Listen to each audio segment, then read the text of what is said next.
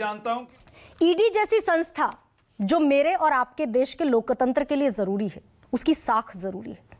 वो अगर 2 किसानों के घर नोटिस भेजती है जिनके अकाउंट में मात्र 450 रुपए है, इंडियन एक्सप्रेस की आज ही की खबर है, बॉटम लाइन पर देख लीजिएगा, पहले पन्ने पर 450 करोड़ उनके अकाउंट में है, 2 किसान हैं, उनके खिलाफ ईडी का समन जाता है क्योंकि उनका झगड़ा जमीन के विवाद को लेकर बीजेपी के नेता से है। मैं इस खबर की पुष्टि नहीं करती, लेकिन मैं बस आपसे बड़ी संजीदगी से सवाल पूछ रही हूं कि यह साख का मसला है क्या हमारे देश की डेमोक्रेसी के लिए? देखिए गरिमा जी, एक तो मैं आपको इस बात के लिए बधाई देना चाहता हूं कि आप लगातार ईडी के परफॉर्मेंस को लेकर और ईडी के मुद्दों को लेकर आप अपने चैनल पे बहस करवा रही हैं। कम से कम इससे लोगों को एक हकीकत पहुंच रही है उन तक, और हम लोगों का पक्ष भी पहुंच रहा है। मैं एक बात कहूं कि ये जो नोटिस है इसका जवाब तो ईडी देगा, लेकिन कई बार टेक्निकल त्रुटि हो जाती है। उस त्रुटि के कारण हम एजेंसी के पूरे परफॉर्मेंस को या पूरे उसके चरित्र का मूल्यांकन करने लगे तो ये शायद ठीक नहीं होगा। आप देखिए कि जो आरोप लगता है कि खाली राजनीतिक दलों पे के कार्यकर्ताओं पर कार्रवाई हो रही है, राजनीतिक नेताओं पर कार्रवाई हो रही है। हिंदुस्तान में कम से कम 5500 के करीब विधायक चुने जाते हैं, करीब 800 के करीब सांसद है राज्यसभा लोकसभा के मिला के। मैं सोचता हूँ करीब 100 से ज्यादा मेयर चुने जाते हैं विभिन्न यूनिवर्सिटीज के चांसलर वाइस चांसलर से। तो करप्शन का अगर कुछ चुनिंदा लोगों के खिलाफ कार्रवाई हो रही है और वो राजनीतिक लोग हैं, और यदि वो ये सोचते हैं कि पॉलिटिकल होने के कारण उनके खिलाफ जांच एजेंसियां कोई काम ना करें, तो मैं सोचता हूं शायद ये जिस पोजीशन पे वो हैं उसका वो दुरुपयोग करना चाहते हैं। हाँ, जहां तक बात कार्रवाई की है, तो अगर किसी भी जांच एजेंसी के पास, मैं ये नहीं कहता कि खाली ईडी, मुल्क की किसी भी जांच एजेंसी के पास यदि कोई शिकायत पहुंचती है तो ये उसका दायित्व है कि वो उसका गुण दोष के आधार पर उसका परीक्षण करे और उसके बाद उस पर जांच भी करे। अब जांच का मतलब तो ये नहीं हो सकता कि आज बृजमोहन श्रीवास्तव, जब मैं इसीलिए चिंतित हूं, आप मुझे बधाई दे रहे हैं, मैं आपको बधाई दे रही हूं कि आप जांच एजेंसी पर सवालों का सामना कर रहे हैं।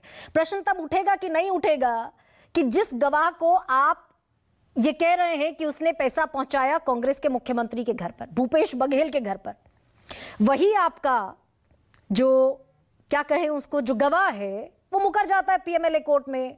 आपकी एक मंत्री साहिबा, बीजेपी की मंत्री, संसद में, जिसे आप सर्वोच्च संवैधानिक संस्था कहते हैं, उसमें कहती हैं कि चुप हो जाओ नहीं तो ईडी आ जाएगी। महाराष्ट्र का एक मंत्री, आपके होम स्टेट का मंत्री, कहता है कि बीजेपी ज्वाइन कर ली, अब चैन की नींद सोऊंगा। और फिर मैं आपको सिलसिलेवार तरीके से एग्जाम्पल्स गिनवाऊंगी। साथ में बट्टा है कि नहीं? गरिमा जी, मैं देखिए, मैंने कहा ना कि एक पॉलिटिकल परसेप्शन होता है। जैसे अभी आपने थोड़ी देर पहले आदरणीय प्रफुल्ल पटेल साहब के बारे में कहा, मैं आपको स्पष्ट कर दूं कि कैबिनेट, वो जो पूरा फैसला था वो भारत सरकार की कैबिनेट का था, और इतनी बड़ी खरीदी अकेले कोई कैबिनेट मंत्री के निर्देश या उनके आदेश से नहीं हो सकती। बिल्कुल ठीक बात है, पूरा परीक्षण हुआ है। लेकिन मैं यही कह रही हूं कि वो आरोप किसने लगाया?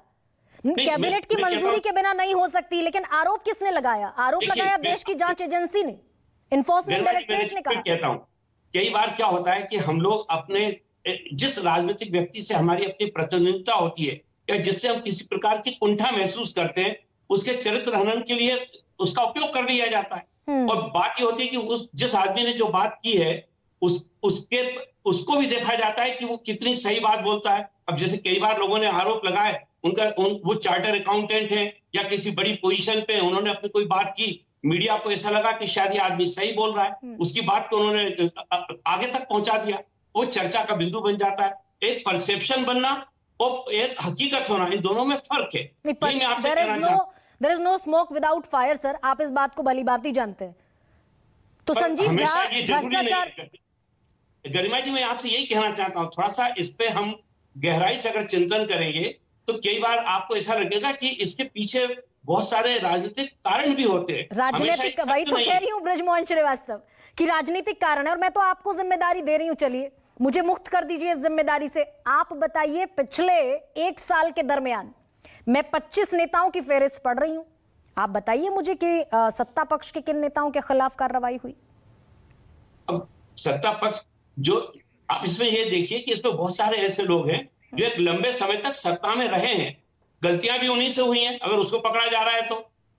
पर इसका ये मतलब नहीं कि अगर सत्ता में, जैसे आदरणीय नरेंद्र मोदी जी का संकल्प है कि मैं देश में भ्रष्टाचार को के खिलाफ काम करूंगा।